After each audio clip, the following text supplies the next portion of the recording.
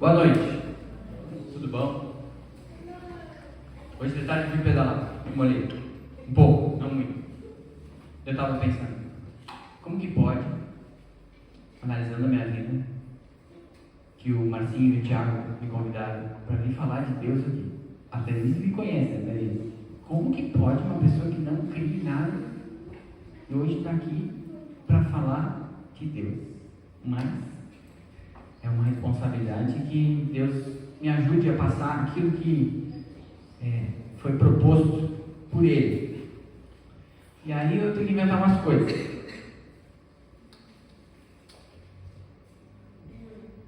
Vou montar minha estrutura aqui.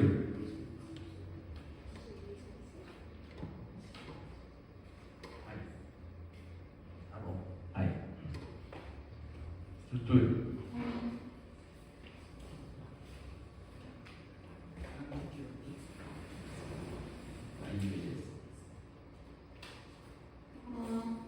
O texto base, então, é esse que a Bíblia leu. João 14, 6. Respondeu Jesus: eu sou o caminho, a verdade e a vida, ninguém vem ao Pai a não ser por mim. Não sei se vocês prestaram atenção, mas o versículo 1 desse mesmo capítulo, ele diz assim: não se turbe o coração de vocês, creiam em Deus, creiam também em mim. Qual que é o contexto disso aí?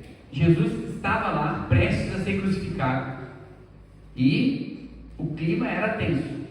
Eles estavam sendo observados, eles estavam na iminência de Jesus ser capturado, e a imagem que eu tenho é que ou você já fez isso, ou você já sofreu isso, que é quando os pais vão viajar. Ou você é pai e já fez isso, ou você é filho e já recebeu isso. Se o pai vai viajar e o filho fica em casa, o que acontece? Um monte de instrução. Jorge, tu cuida, fecha a janela, liga a luz, sabe? E a lista é enorme. E se a gente, quando era mais jovem, o pai e a mãe também iam sair para viajar, que a gente ficasse, Guilherme, tu cuida, a lista é enorme. Me parece que é esse o contexto. Jesus está para partir, ser crucificado, e ele junta a turma lá e explica toda a situação. Só que eles tinham muitas dúvidas. Muitas dúvidas.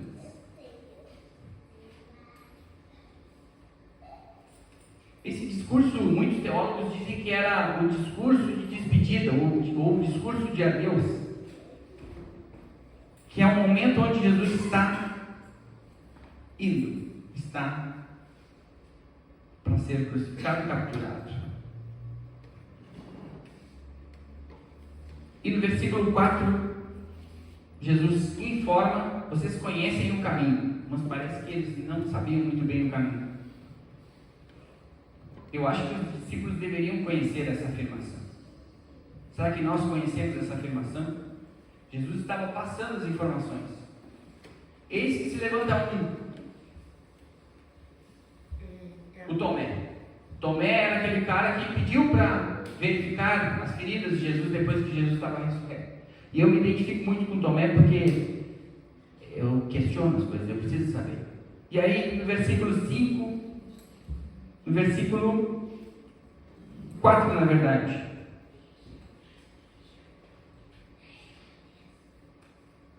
Versículo 5. Disse-lhe Tomé: Senhor, não sabemos para onde vai, como podemos saber o caminho? E Jesus respondeu: eu sou o caminho, a verdade e a vida, ninguém vem ao Pai a não ser por mim. O Tomé, ele questionou. Ele perguntou, e é o que nós devemos fazer. Qual que é o nosso caminho? Qual que é o nosso destino? Qual que é, se é que a gente vai para algum lugar? O que é a verdade? E o que significa a vida? Lembrem que os discípulos estavam com medo. Eles estavam perturbados. Jesus fala para eles: não se perturbe o seu coração. Como é que a gente ia estar se fosse nós no lugar deles? Ia ser tenso, eu acho. De repente nós ia ter um monte de questão, mas o fato é que aquele momento era o momento que Jesus estava explicando para eles que, vai ter um fim. É com relação ao final de tudo, da nossa vida aqui, da eternidade. E Jesus nos passa a informação. Mas eles tinham crise de confiança, eles estavam com problema. Eles não estavam entendendo, não estavam acreditando que aquilo ia acontecer. E aí eu abro um parênteses na nossa história. A gente vive hoje também uma crise de confiança. Olhem só, tem uma pesquisa que revelou que a desconfiança da população com igrejas subiu de 19% para 22% entre um período das duas pesquisas. E a gente entende, às vezes, por que está acontecendo isso aí, porque muitas vezes a igreja não está sendo o que deveria ser. Provavelmente é isso.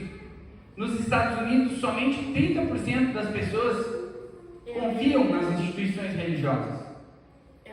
E aí entra uma observação que a gente tem que estar atento. Será que daqui a pouco a gente não vai ser confrontado com esses números aqui também, das pessoas não acreditar mais na nossa turma, na nossa igreja?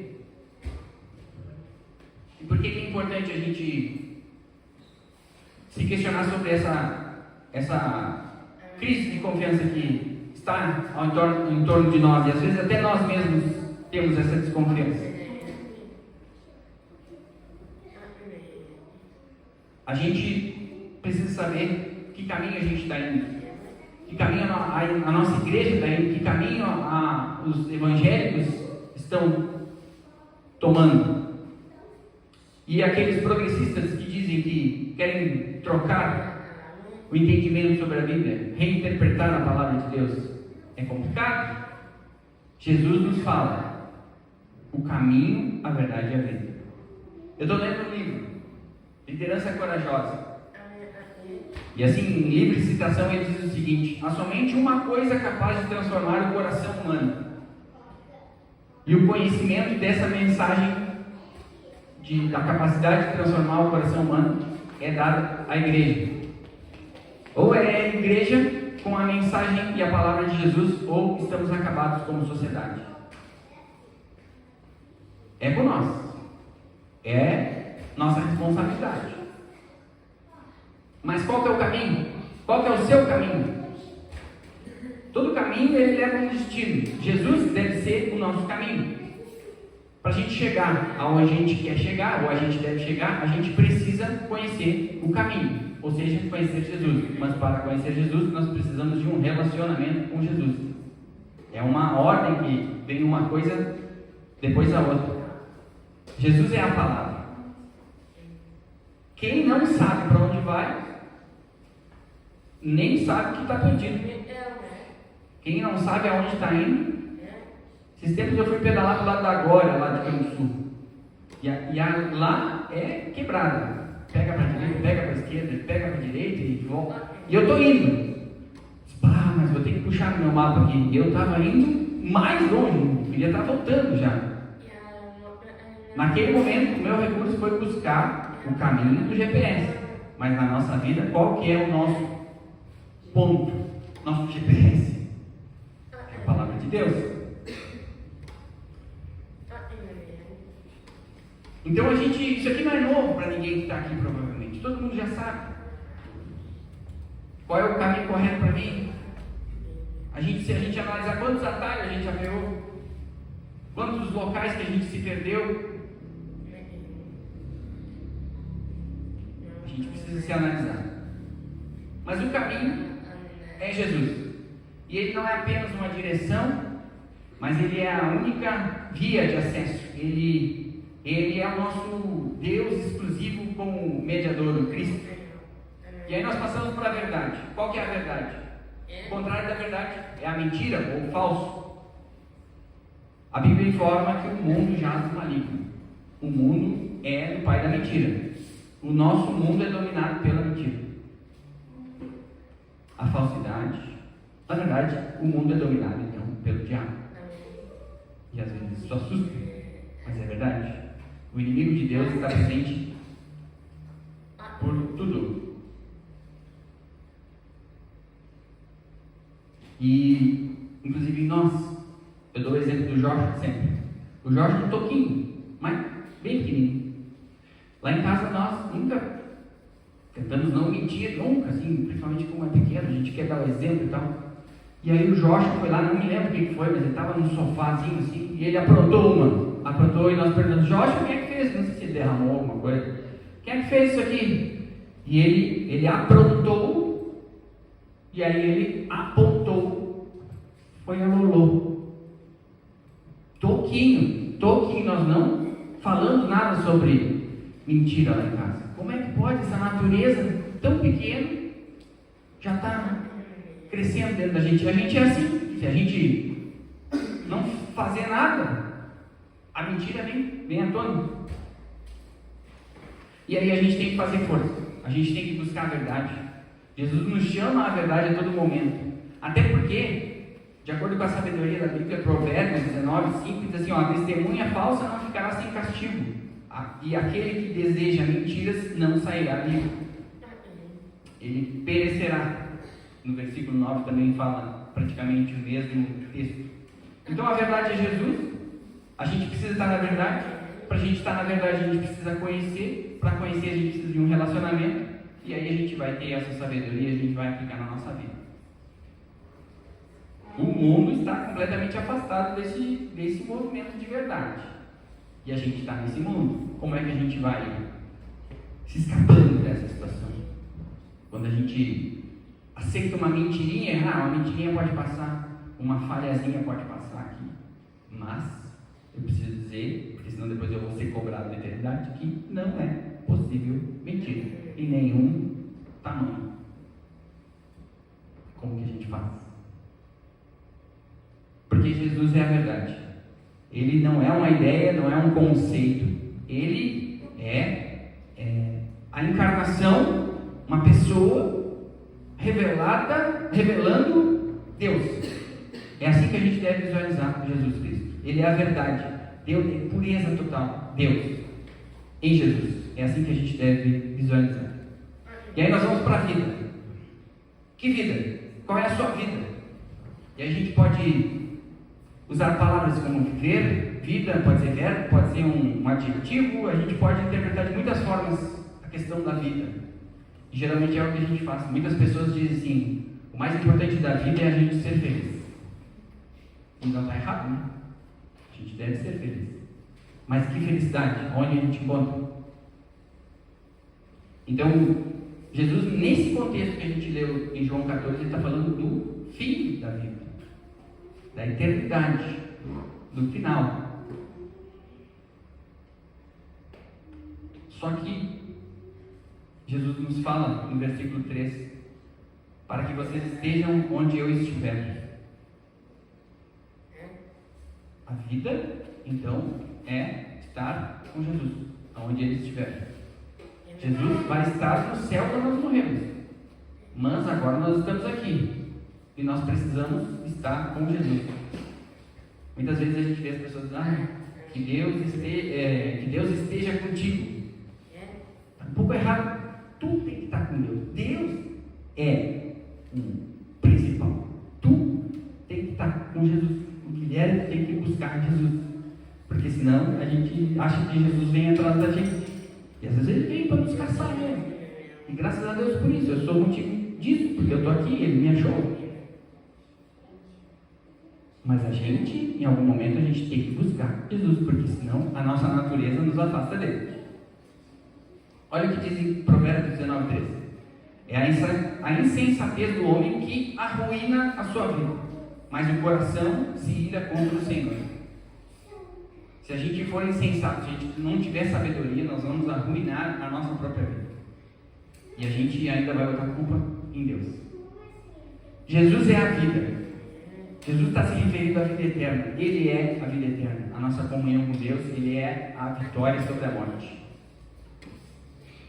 Tem um versículo muito massa que diz assim: disse-lhe Jesus, eu sou a ressurreição e a vida, aquele que crê em mim, ainda que morra, viverá. E quem vive e crê em mim não morrerá eternamente. Você crê nisso? João 11, 25 e 26. Então, o caminho, a verdade e a vida. Tem pessoas que têm mais facilidade de encontrar caminhos. Tem pessoas que têm mais facilidade de viver na verdade. Tem pessoas que já entenderam essa questão da vida. Só que a gente tem uma tendência de ir pelos caminhos que a gente acha mais fácil. De novo, minha bicicleta, que é muito presente na minha vida. Eu já sei mais ou menos onde é que tem muita subida aqui. Eu quero sempre ir pelo caminho mais fácil. É natural da gente. Mas no caminho da verdade na vida, a gente não pode separar em partes e usar somente algumas coisas. É tudo unido, é tudo integrado. Não pode ser dividida essa sentença de Jesus. Ele é o caminho, a verdade e a vida. E aí tem uma relação. Se a gente analisar um caminho sem verdade, está errado. Uma verdade sem um caminho certo, está errado. A vida sem a verdade e um caminho também. Então tudo está ligado, não tem como dissociar isso aí.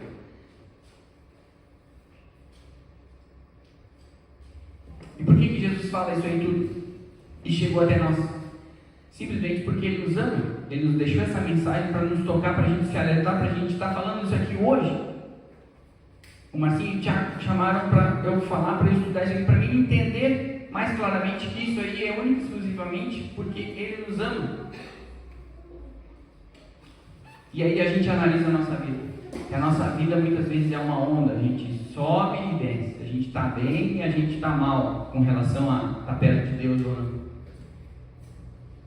Desde o Antigo Testamento, nós estamos lendo Samuel, a gente viu uma série, A Casa de Davi, recomendo para todo mundo. E tem muito de Samuel, da vida de Samuel. E lá em 1 Samuel, primeiro livro de Samuel, capítulo 12, versículo 10, diz assim: eles clamam ao Senhor dizendo: pecamos, abandonando o Senhor e prestando culto aos balaíns e aos postos sagrados. Agora, porém, liberta-nos das mãos do nosso inimigo e nós prestaremos culto a Ti. Ou seja, eles sobem e eles descem com relação a Deus durante toda a Bíblia. A gente vê que Pedro também andou do lado de Jesus, depois na hora ele negou. Ele é um alto e baixo que a gente está sempre nessa situação. Então a nossa cultura, os nossos relacionamentos, a sociedade está cada vez mais anestesiada. Parece que está numa caminhada sem pensar, sem refletir. E eu me incluo muitas vezes nisso, porque a gente anda no automático. E a gente precisa ter uma relação mais próxima com a nossa realidade. Uma percepção mais certa da nossa realidade. Tem uma frase de Bertrand Russell que diz assim: leões e panteras são inofensivos,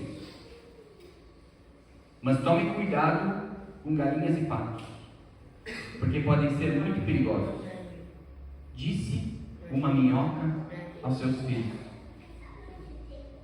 Da perspectiva da minhoca, leões e panteras realmente não tem muito perigo. O perigo é a galinha e o pato para mim. Qual que é o perigo para a gente? Será que a gente não está olhando muito longe? O perigo está mais pertinho? A gente pensa que daqui a pouco é a nova ordem mundial, mas e o meu pecadinho lá em casa? Estimação, que nem um colega falou assim: pai, tem o meu pecadinho de estimação. Como assim?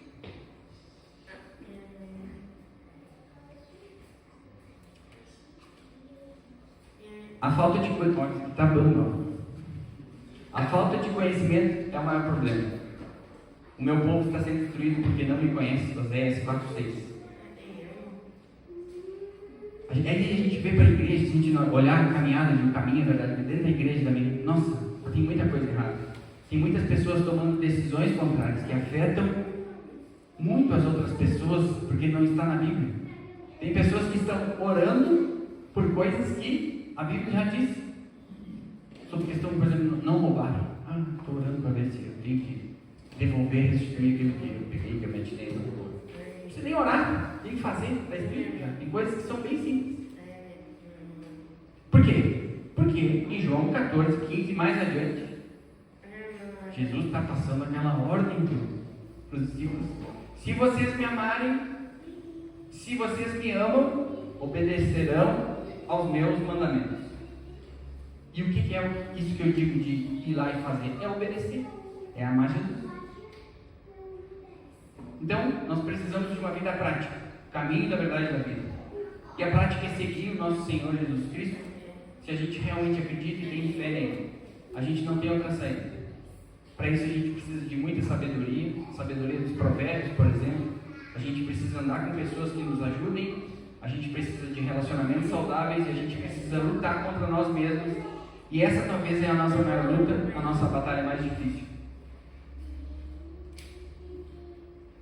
E aí, vocês Você deve estar se perguntando o que é aquilo ali. Eu vou reduzir ao máximo todos esses conceitos que eu falei aqui. E aí eu peço uma permissão de todos, com todo o respeito e o temor e o tremor, para de uma forma bem simples, bem simplista, representar uma coisa tão complexa que é essa que a gente está falando. Que é com relação ao tripé. O tripé é a estrutura mais estável que existe. Ó, estão vendo? Está instável. O tripé nunca ficaria instável. Ele vai funcionar em terrenos irregulares, como a vida.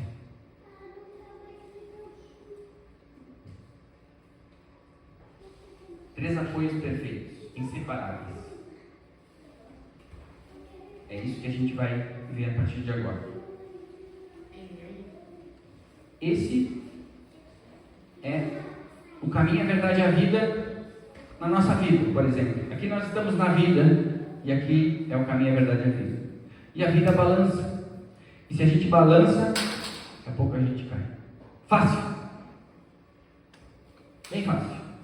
Aí a gente tenta ficar de pé de novo. Aí, o meu caminho eu dou uma erradinha. Você foi.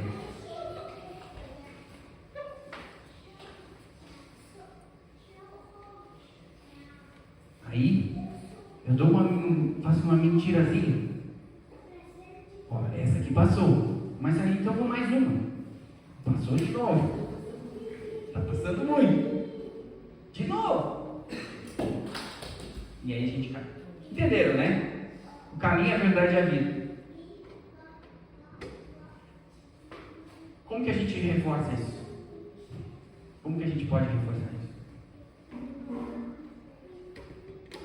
Como que o Espírito Santo é representado? Alguém consegue ver o Espírito Santo? O poder dele?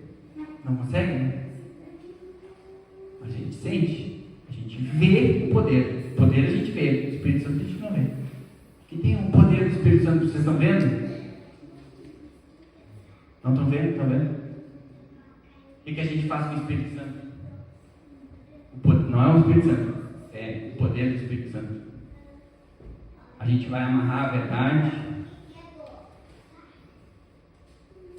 E aí o Espírito Santo vai nos ajudar a amarrar o nosso caminho.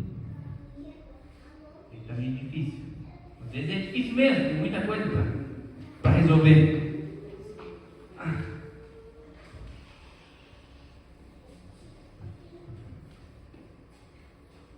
E aí, a gente ajeitou também a vida.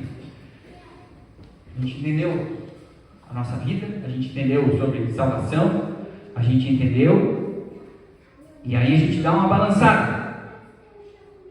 E aí, a gente está mais firme, porque a gente tem o caminho, a verdade, a vida, que é Jesus, como nosso suporte, nosso alicerce, e o Espírito Santo amarrando todas as coisas, e a vida vem, balança, e agora a gente não cai mais.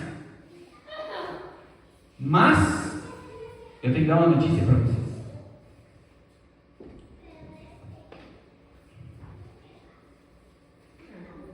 E tudo isso Jesus está nos falando. Versículos 16 e 17. Eu pedirei ao Pai e Ele lhe dará outro conselheiro para estar com vocês para sempre, o Espírito da verdade. O mundo não pode recebê-lo porque nem o vê, nem o conhece, mas vocês o conhecerão, pois Ele vive com vocês e estará em vocês. Tudo isso tenho-lhes dito enquanto ainda estou com vocês, mas o Conselheiro, o Espírito Santo, que o Pai enviará, em meu nome lhes ensinará todas as coisas e lhes fará lembrar de tudo que eu lhes disse. João 14, 25 e 26, mais uma vez. Então, como um fio invisível, um fio de nylon, o poder do Espírito Santo, talvez invisível, mas poderoso, ele une o tripé, ele impede que seja mais frágil, mas nós devemos lembrar que sem o Espírito Santo a gente fica fraco. E o Espírito Santo, então, ele não vai só nos sustentar, ele nos une a Cristo e nos mantém firmes. o Espírito Santo também nos mostra as nossas fragilidades, ele nos convence do pecado, e aí a gente fica estático, a gente fica bem firme. E aí a gente tem comunhão com outras pessoas firmes na igreja. Vocês entendem? Estão entendendo o meu caminho? É coisa da minha cabeça. Eu estou tentando facilitar aqui, talvez eu esteja complicando. Mas às vezes, mesmo com o tripé, com um fio, com uma base, a vida pode nos sacudir. E sacode mesmo. Quer ver um exemplo? Jó. Jó, livro de Jó, capítulo 1, versículo 1. Havia um homem chamado Jó, que vivia na terra de Luz. Ele era íntegro, correto, temia a Deus e se mantinha afastado do mal. Ele teve a sua vida completamente sacudida. E aí eu acho que eu estou muito bem. E aí eu começo a desprezar algumas coisas. E a gente cai igual. A gente muitas vezes não tem explicação. A gente está firme. A gente está com tudo que a gente conhece em prática. A gente está na dependência de Deus. E aí, em Jó, capítulo 1, versículo 22, diz assim: em tudo isso Jó não pecou nem culpou a Deus. Que pancada, né? Para nós, porque muitas vezes a gente culpa a Deus por tudo que acontece. Então Deus permitiu que algumas coisas acontecessem a Jó. Talvez Deus permita que algumas coisas aconteçam para nós. Mas aí, Deus também proporciona que a gente tenha irmãos que nos ajudam a levantar. Que nos ajudam a mais uma vez ficar de pé. E esse local aqui, que é a igreja, pode nos ajudar, nos instruir, nos levantar, nos reerguer, nos ajudar com a nossa fé abalada. Por isso que a gente não pode caminhar sozinho. A fé tem que ser vivida em corpo e em comunhão. Assim deve ser. Então, a gente vai ter amigos, nós vamos ter pessoas de fé que vão chegar no Guilherme: Guilherme, vem cá, levanta. De repente tu precisava de uma mão para levantar. E lá estamos nós de novo.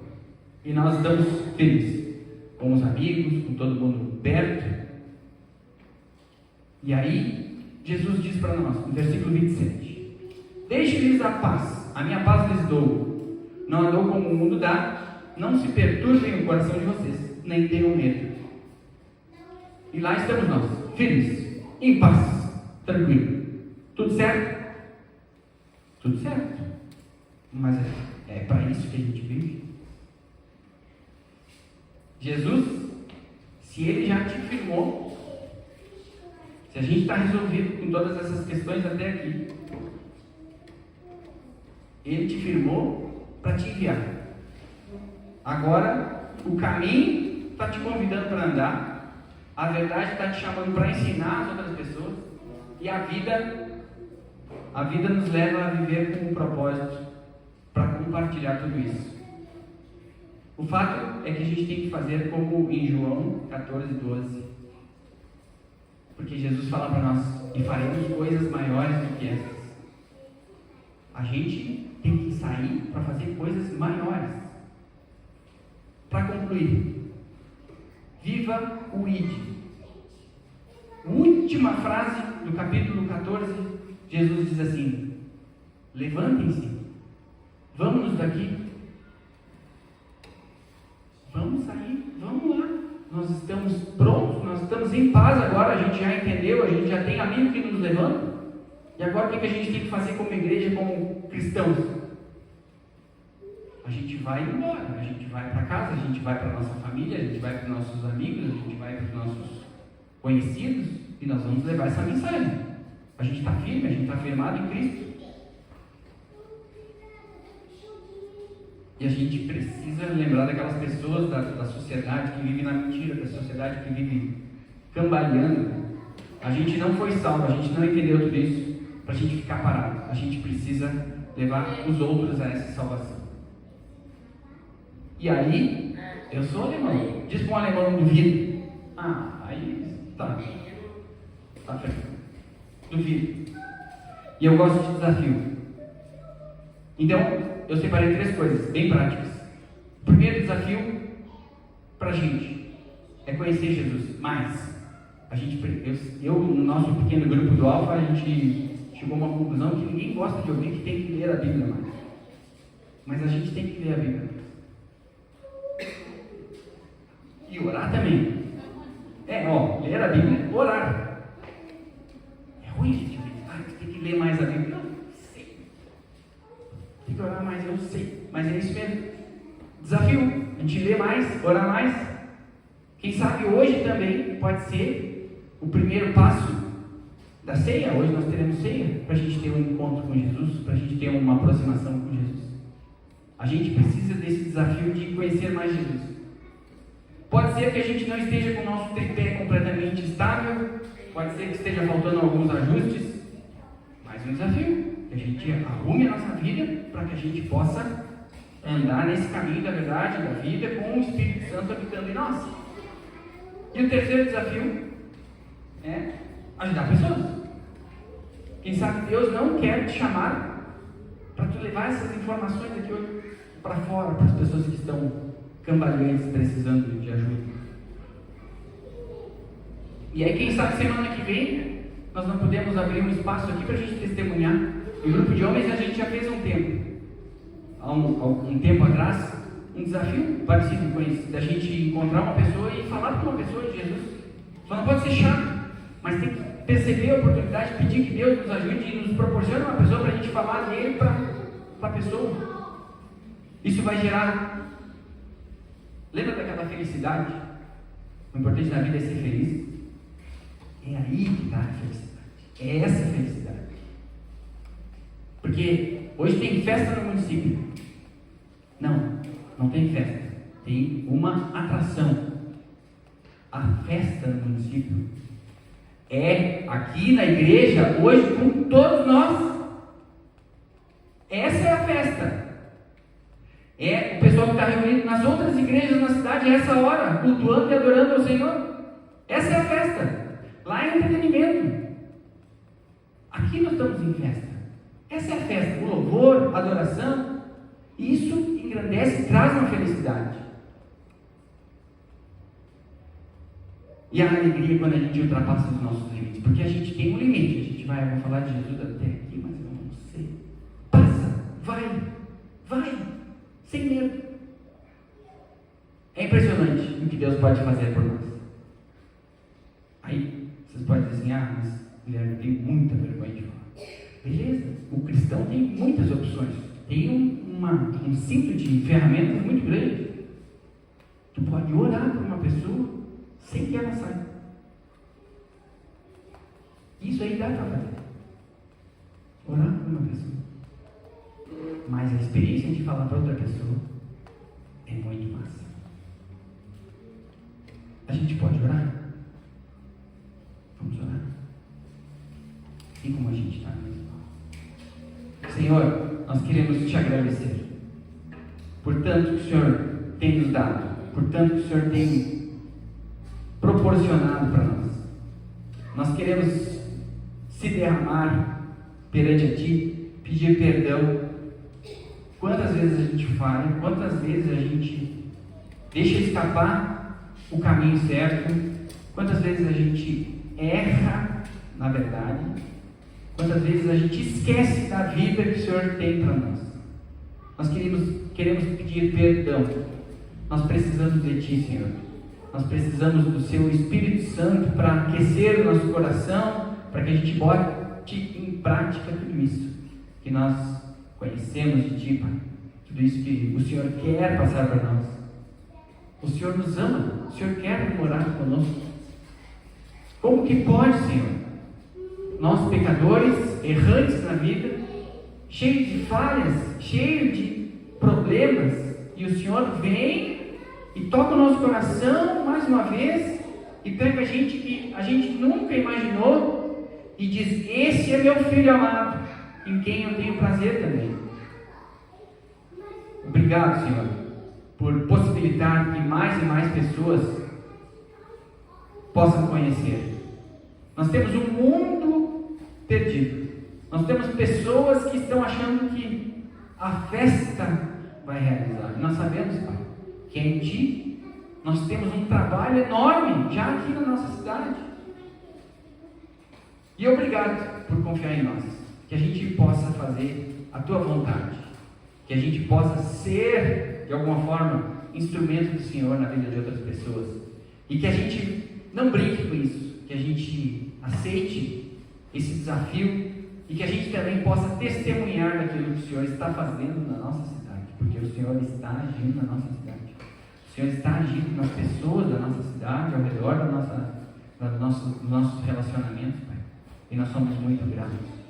Abençoe e fortaleça, derrame o Espírito Santo sobre cada um aqui, Pai, e que a gente possa fazer a diferença nesse mundo, para que a gente não seja vergonha para Ti, que a nossa conduta, a nossa igreja, o nosso ser cristão não atrapalhe a percepção das pessoas com relação a Ti, porque o mais importante é o Senhor, não é nada nosso, é tudo para Ti.